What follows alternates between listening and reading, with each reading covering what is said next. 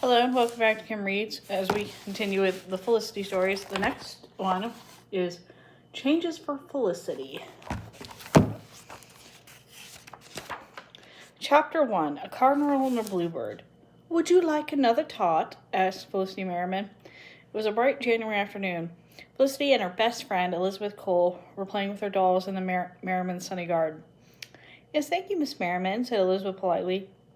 She took two of the brown twigs Felicity offered her, one for herself and one for her doll, Charlotte. You do the most elegant, delicious tarts. That's kind of you to say, Miss Cole, said Felicity with a grin, but I'm afraid one of these tarts are overdone. She snapped a twig to two and cracked. I like crisp tarts, laughed Elizabeth, and so does Charlotte. Upon my word, said a voice. The girls looked up and saw Felicity's grandfather standing at the garden fence. It is Felicity in her red cloak and Elizabeth in her blue cloak. I thought you two ladies were a cardinal and a bluebird perched on that garden bench. What a pleasant sight to see. Grandfather, called Felicity. She and Elizabeth gathered up their dolls and hurried over to him. Good day, sir, said Elizabeth. She made a little curtsy. Grandfather bowed. Good day, Miss Elizabeth, he said. He handed out the dolls. Will you ladies do me the honor of introducing me to your friends?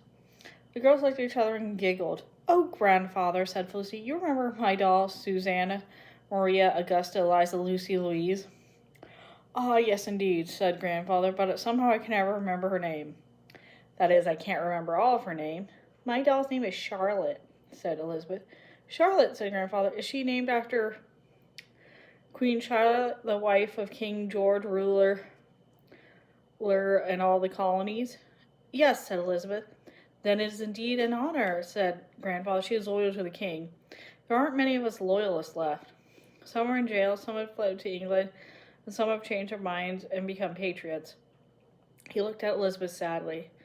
Your family and I are among the last loyalists. Aye, sir, said Elizabeth. Felicity was quiet. Her father supported the patriots. So did Ben, his apprentice. They didn't think the king should rule the colonies anymore. Well, said Grandfather briskly, it's too sunny today to be talking about cloudy subjects. I've been in Williamsburg for 3 weeks. It's been rainy, and I've had a cold ever since I arrived. This is the first day I've been able to get out of doors. Would you ladies like to come with me while I inspect my horse Penny? I'm sure she is being well cared for. Grandfather pretended to look stern, which made the girls laugh out loud. Grandfather knew that no horse in Virginia was better cared for than Penny. More than a year ago, Felicity had secretly befriended Penny and then helped her run away from Jiggy Nye, the cruel man who claimed to own her. Felicity and Penny found each other again this summer while Felicity was visiting Grandfather's plantation. Grandfather bought Penny and allowed Felicity to bring her beloved horse back to Williamsburg with her. I think you'll be pleased with Penny, said Felicity. She led Grandfather and Elizabeth onto the stable behind the Merriman's house. It smelled of horses, leather, and straw. She's not skittish anymore, and she's stout and healthy.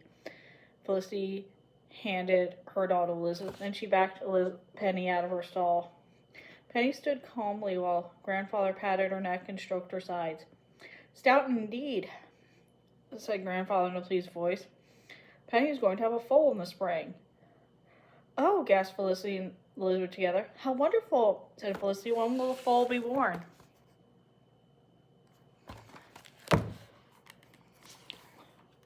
I can't be certain, said Grandfather, but I think Penny will be ready to have a foal in 2 or 3 months. Felicity stroked Penny's neck and asked, Will she be all right, Grandfather? Will it harm her to have a foal? Penny is young and strong, said Grandfather.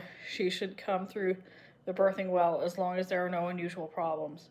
Oh, Grandfather, said Felicity, I hope you'll be here in Williamsburg when the foal is born. I don't know what to do when it happens. I shall try to be here, said Grandfather, but your father and Marcus know very well how to help Penny.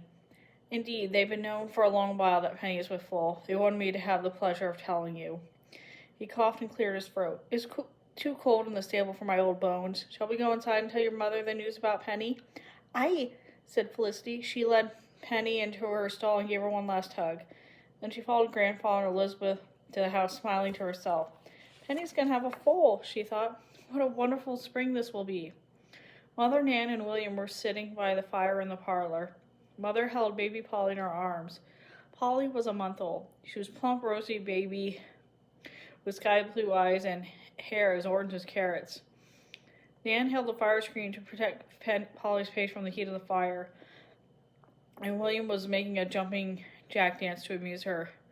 The baby waved her arms and gurgled. "Mother," exclaimed Felicity, "Penny is going to have a foal in the spring. Grandfather just told me. Isn't that wonderful?" "I," agreed Mrs. Merriman. "Very fine indeed." "A foal," said Nan. "Oh, Lissy, how lovely." "May I ride it?" asked William. "May I ride the foal?" "You'll have to wait for the foal to grow up a bit first, Williams," said Mother. "Perhaps you can help Felicity care for it." "Aye," said Grandfather. "Felicity will have to give it a lot of good care." "Felicity has been a wonderful help in taking care of her baby sister," said Mother. "I'm sure she'll do fine with Penny's foal, too." "Oh, I love taking care of Polly," said Felicity. "And I love caring for Penny's foal. I can't wait till it's born. It's such a happy thing to look forward to." Grandfather took baby Polly from Mother's arms. "Nothing is happier than a new life be starting," he said. He kissed the baby's round cheek. "Nothing is sweeter than a baby. Isn't that right, Polly?" Polly cooed and Mother smiled. "Mother," said Felicity, "may Elizabeth and I go to the store and tell Ben? He'll be pleased to hear about Penny's foal." "You may go," said Mrs. Merriman, "but remember to put on your pattens. The streets are dreadfully muddy from all the rain we've had." "Yes, Mother," said Felicity. She tickled Polly under her soft chin, and then she and Elizabeth left. Felicity's pattens lifted her feet above the mud. It was hard for her to run and skip while wearing them. So Felicity and Elizabeth walked as quickly as they could to Mr. Merriman's store. The streets of Williamsburg were crowded these days. Men from all over the colony were coming to Williamsburg to join the army that was forming to fight against the king's soldiers. Mr. Merriman's store was full of customers. Many of them wore dark fringed hunting shirts that were uniform of Virginia's soldiers. The store smelled of spices and soap and wood smoke. Felicity grinned. She loved her father's store, especially when it was full of people, the noise and activity as it was today. Sometimes lately, when the stores are busy, Mr. Merriman let Felicity work there. She would always proud and very grown up when she stood behind the counter. "Maybe I can help out today," she thought. Elizabeth tugged her sleeve and pointed toward the back of the store. "There's Ben," she said. "He's helping that tall man." Both girls waved. Ben nodded to them and came over as soon as he was free.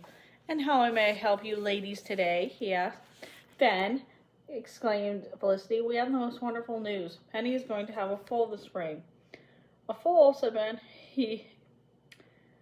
He smiled. "Good for Penny. Her foal will be the finest in all Virginia, I'm sure." Mr. Merriman joined them with a laugh.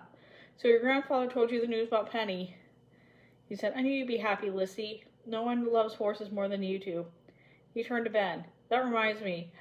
Have you delivered the curry combs Mr. Pelham ordered for his horses?"